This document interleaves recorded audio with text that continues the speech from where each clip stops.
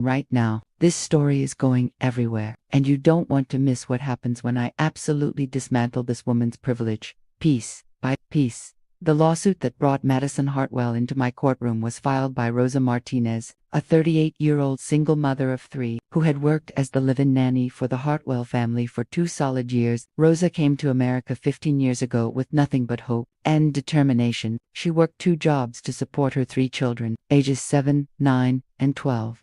Despite their financial struggles, her children were honor students, and Rosa dreamed of one day saving enough money to open a small cleaning business. Working for the Hartwell family seemed like the opportunity to get closer to that dream. The pay was good, and the position came with free housing in the family's guest house. For 2 years, Rosa performed her duties with professionalism and dedication, caring for Madison's own children, while enduring Madison's condescending attitude and constant disrespect. The incident that ended Rosa's employment and sparked a viral firestorm happened on a Sunday morning in April. Madison was hosting a brunch at the family mansion for 12 of her socialite friends, all wealthy young women who spent their days shopping, posting on Instagram, and living off their parents' money. Rosa was working that morning, as she did every morning, caring for the children and managing household duties. During the brunch, one of Madison's friends complained loudly about the help being visible, suggesting that Rosa should use the back entrance instead of walking through the main areas of the house. Madison laughed and agreed, telling Rosa in front of everyone to stay in the kitchen with the other servants. Rosa, maintaining her professionalism despite the humiliation, simply nodded and continued her work. But oh, the worst was yet to come, when Rosa emerged from the kitchen an hour later, holding one of Madison's children who needed attention. She politely asked Madison about preparing lunch for the kids.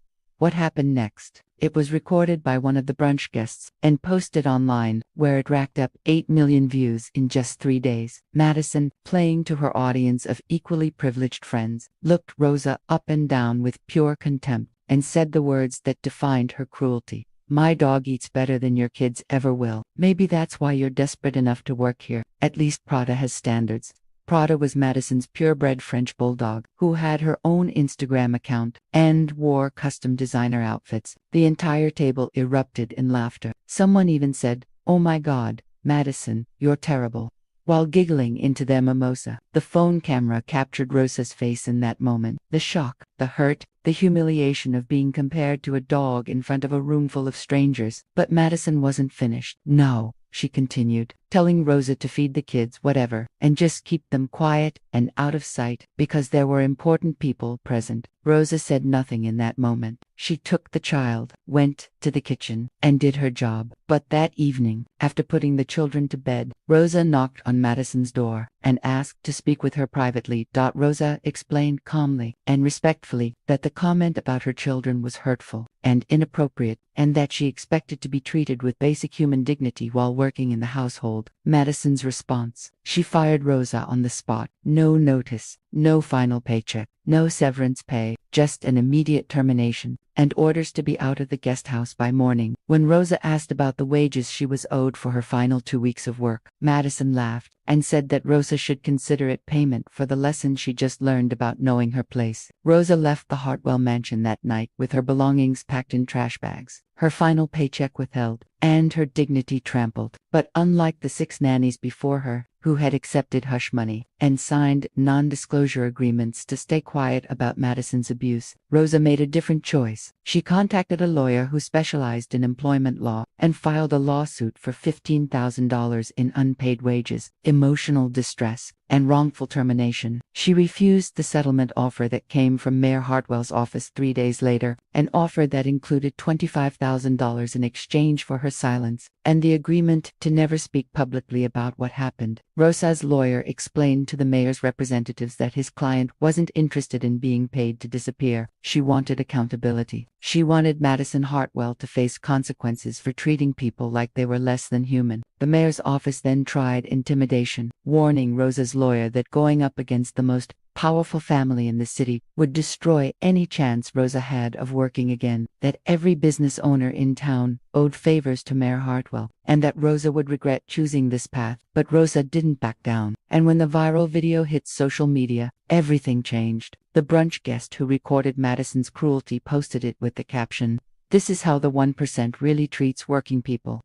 Within hours, the hashtag Madison Hartwell was trending nationwide. News outlets picked up the story. Labor advocacy groups rallied around Rosa. Protesters gathered outside the mayor's office demanding accountability. The FBI, which was already investigating Mayor Hartwell for contract fraud and corruption, added the intimidation tactics against Rosa to their list of concerns. Mayor Richard Hartwell had spent 20 years building a political empire through backroom deals, strategic favors, and making problems disappear with money and influence. He had 3 investigations pending, multiple allegations of using his position to benefit his family's business interests, and a reputation for being untouchable. But he had never faced this kind of public outrage, and it was all because of his daughter's cruelty, caught on camera for the world to see. Madison Hartwell had never held a real job in her 24 years of life. She lived in a wing of the family mansion, drove a $120,000 Mercedes that was a gift from Daddy, and spent her days shopping, getting spa treatments, and posting Instagram photos with captions like blessed and hashtag best life. She had a documented history of scandals that her father had made disappear, a drunk driving arrest that was dismissed after phone calls were made, assault charges from a nightclub incident that were dropped when the victims suddenly refused to testify, academic cheating at her private university that was handled quietly with a large donation to the school. Madison had learned early that consequences were for other people, that her last name was a shield against accountability, and that money could make any problem vanish. She had burned through 6 nannies in 3 years, each one leaving after enduring her verbal abuse and condescending treatment. But each previous nanny had been paid off with severance packages and non-disclosure agreements, their stories buried under legal documents and cash settlements. Rosa Martinez was different. Rosa had 3 children depending on her, a backbone built from 15 years of struggling to build a better life, and a fundamental belief that dignity wasn't negotiable, regardless of bank account size. The case landed in my courtroom on a Tuesday morning in early June.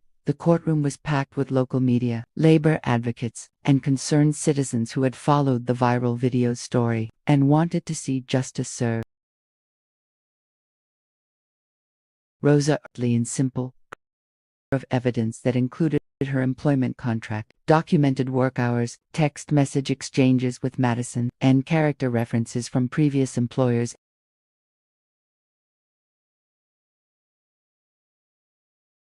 She looked nervous, but determined, the same expression she wore every day when facing the challenges of raising 3 children alone, while working multiple jobs to keep them fed and housed. Madison Hartwell arrived 15 minutes late, still talking on her phone as she walked through the courtroom doors. She was wearing designer everything, a Chanel handbag worth more than Rosa's monthly rent, Louis Vuitton heels with the signature red soles, Cartier jewelry, glinting under the courtroom lights. Her blonde hair was perfectly styled, her makeup flawless, and her expression conveyed pure boredom, mixed with annoyance that she had to be there at all. I looked up from my bench the moment Madison entered, and those sharp eyes of mine, that have evaluated thousands of defendants over 25 years, immediately catalogued everything about this young woman's attitude. The way Madison dismissed the bailiff's instruction to turn off her phone with a casual wave, the way she sat down without acknowledging Rosa's presence just feet away, the way she rolled her eyes and checked her manicured nails, as if this entire proceeding was beneath her attention. I'd seen entitled defendants before, but something about Madison Hartwell's complete lack of awareness about the seriousness of her situation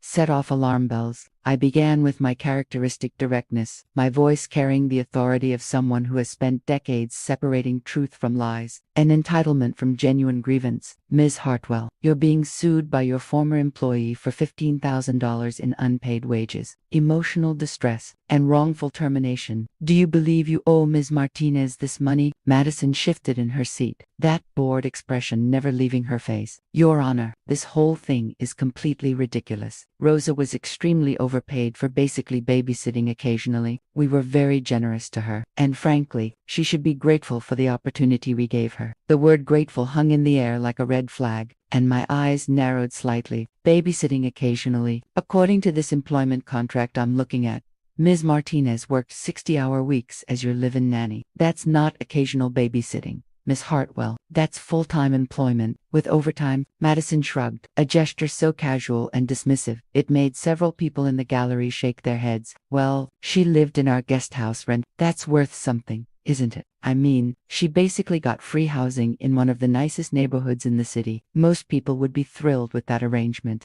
I leaned forward slightly, my patience already being tested. Ms. Hartwell, did you fire Ms. Martinez? Madison's response came without hesitation or remorse. I let her go because she was causing drama and creating a hostile work environment. She was always complaining about something, always acting like she was too good for the job. Honestly, we gave her every opportunity to succeed, and she threw it away by being difficult. I turned my attention to Rosa, whose quiet dignity stood in stark contrast to Madison's arrogance. Ms. Martinez, please tell the court what happened that led to your termination.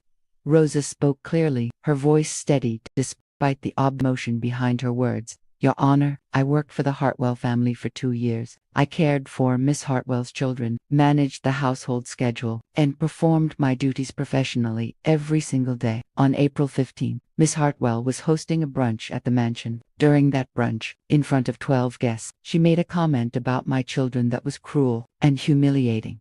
When I approached her that evening to respectfully ask for basic dignity in the workplace, she fired me immediately and refused to pay me for my final 2 weeks of work. My expression shifted to something colder, more focused. Ms. Martinez, you mentioned a comment about your children. What exactly did Ms. Hartwell say? Before Rosa could answer, Madison interrupted with an exasperated sigh. Oh God, not this again. Your Honor, that whole incident is being taken completely out of context. We were joking around at a private gathering. Rosa is being way too sensitive about something that was meant as light-hearted banter. My voice cut through Madison's excuse like a knife. Ms. Hartwell, I'm going to ask you once to stop interrupting while I'm addressing the plaintiff. If you interrupt again, you won't enjoy the consequences. Now, Ms. Martinez, what did the defendant say about your children? Rosa took a breath, clearly reliving the pain of that moment. She said, my dog eats better than your kids ever will. Maybe that's why you're desperate enough to work here. At least Prada has standards.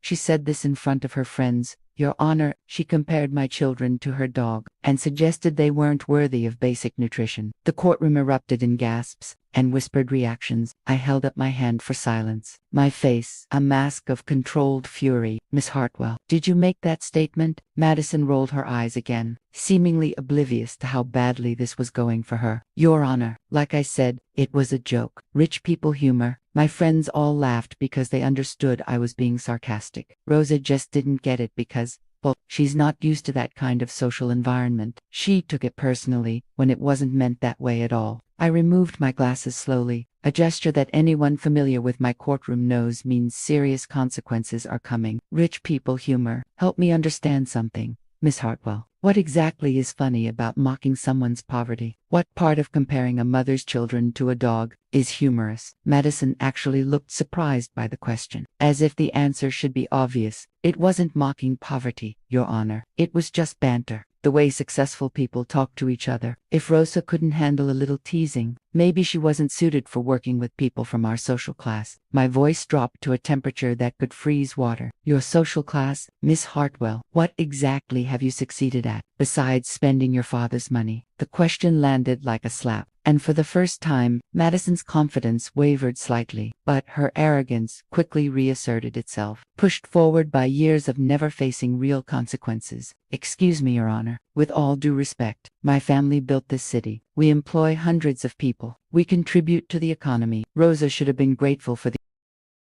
opportunity. Family like ours. Do you know how many people would love to have that position? My expression turned to something beyond mere disapproval. It was the look of someone who had encountered true entitlement in its purest, most toxic form. Grateful. She should be grateful that you compared her children to a dog. Ms. Hartwell, I've been on this bench for 25 years, and I've seen thousands of defendants walk through that door, but your level of self-delusion is truly remarkable. Madison straightened in her chair, her arrogance now mixing with annoyance. Your Honor, this is being blown completely out of proportion. Do you know who my father is? He's Mayor Hartwell. He's a very important man in this city. This lawsuit is a waste of the court's time, and honestly, it's embarrassing that we even have to be here for something so trivial. The courtroom went absolutely silent. Everson had just made a catastrophic mistake, invoking her father's position in my courtroom. That was like waving a red flag in front of a bull. My voice became ice cold. each word delivered with surgical precision. Miss Hartwell, I don't care if your father is the President of the United States. In this courtroom, you're just another defendant who mistreated an employee. Your last name means nothing here. Your father's position means nothing here. The only thing that matters is the evidence and the law. Madison's face flushed red, her composure finally cracking. This is insane. Your Honor, Rosa signed a non-disclosure agreement when she was hired. She violated our agreement by going public with this